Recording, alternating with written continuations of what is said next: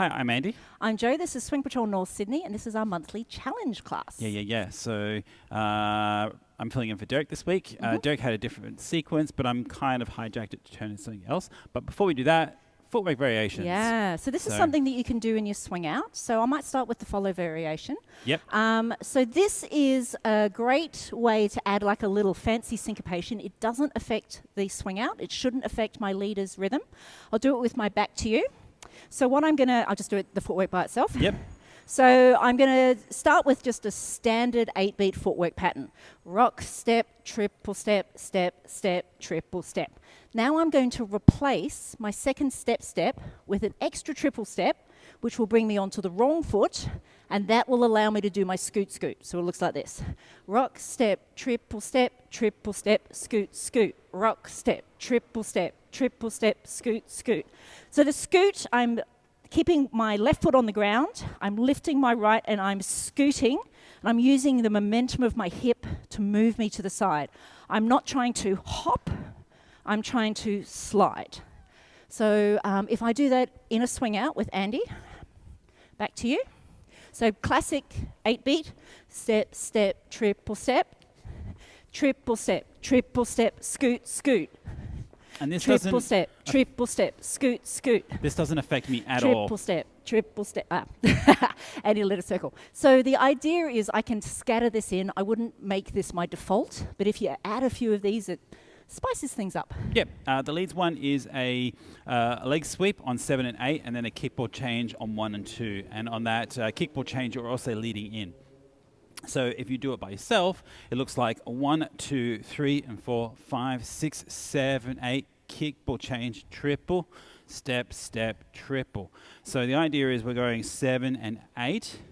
I'm not kicking, I'm just using a natural sweep and then getting into a lock foot here, or locked, and then I'm going to use that to go kick, ball, change. And that kick, ball, change gives me a little lean too, especially with this, which also helps with bringing my follow in. So if I do that in a swing out, so I'll do it. This time Andy's going to do the variation, I'm not. Yep. And then we'll switch over, and then we might do them both at the same time. Yeah, and actually doing them together, they don't interrupt each other. So Andy will go first. 1, 2, 3, and 4, 5, 6, 7, 8, kick, ball, change, triple.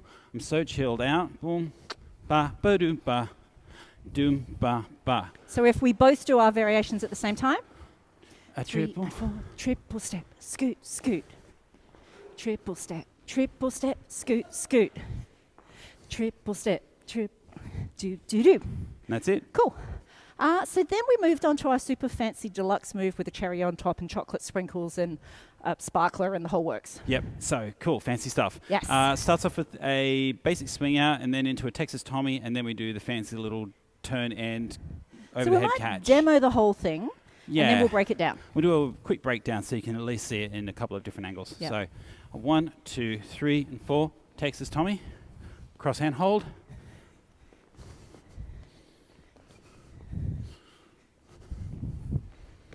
Cool.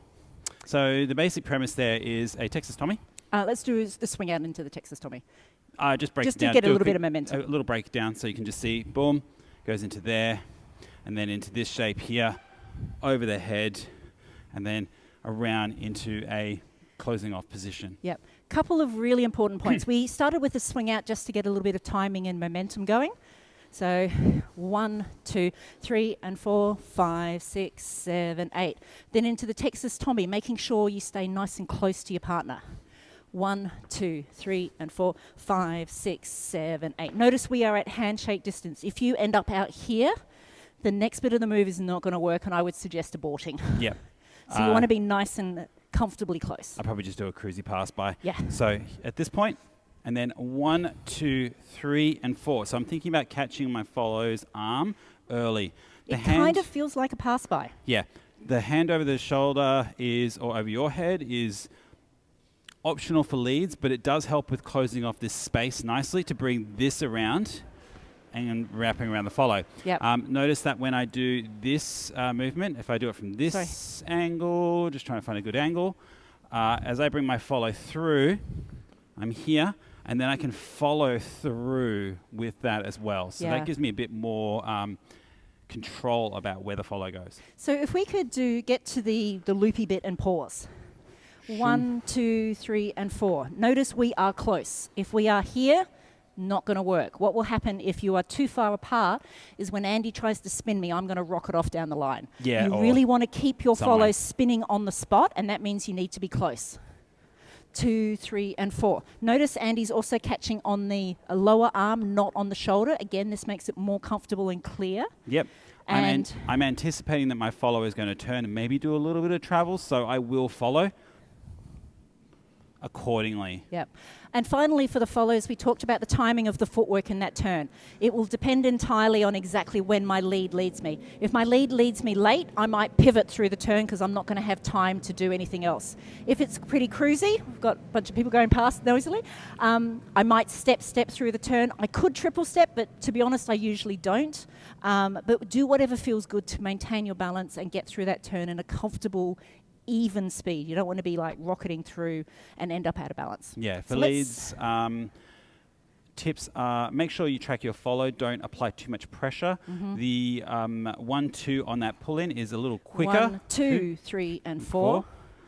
5, 6, 7, and 8, and aim for the shoulder. Aim for the elbow here, rather than the shoulder. You get more control that way. Yeah. And it's clearer for the follow. If you need to as well, leads, you can drop that arm. It is a nice to have, but I wouldn't say you need it. So. And final point: if you are someone who doesn't like Texas Tommies, as one of our students tonight was, always say something to your partner and say, "Hey, I don't want to do a Texas Tommy." Anything that gets you into a crosshand will work. You can do a Texas Tommy without the need for the arm. It's basically just a 3 and 4. It's an free outside spin, turn triple step. It's a using the forearm to do an outside turn into a crosshand hold. So let's do the whole thing maybe 2 or 3 times through. Yeah. So boom, ba-da, ba-do, ba-do, ba, ba-da, do, ba-da, ba-do, ba-do, ba, ba-da, ba-do, ba-do, ba, ba-do, ba-do, ba-do, ba-do, ba-da, do, ba, ba-da, ba-do, ba-da, ah, do, ba-do,